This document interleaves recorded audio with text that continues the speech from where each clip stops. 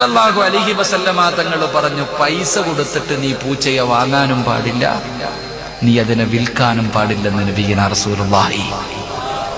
ഞാൻ എപ്പോഴും പൂച്ചയെ കുറിച്ച് വഴുതു പറയും. പൂച്ചയെ വളർത്താൻ പാടില്ല എന്ന് ഞാൻ പറഞ്ഞിട്ടില്ല.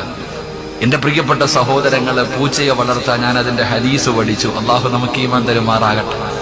പൂച്ചയെ വളർത്താൻ പാടുണ്ടോ? നബി സല്ലല്ലാഹു അലൈഹി വസല്ലമ തങ്ങൾ പൂച്ചയെ ഇഷ്ടപ്പെട്ടിട്ടുണ്ട്. പൂച്ചയെ വളർത്താൻ വീട്ടിൽ. അള്ളാഹു ഭാഗ്യം തരുമാറാകട്ടെ. സന്തോഷായില്ലേ?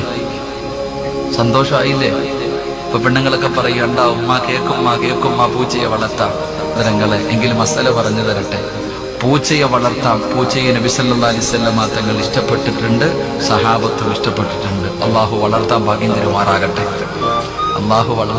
തരുമാറാകട്ടെ. ഇത് മാത്രങ്ങൾ ഉൾപ്പെടുത്തേക്കരുതട്ടാ.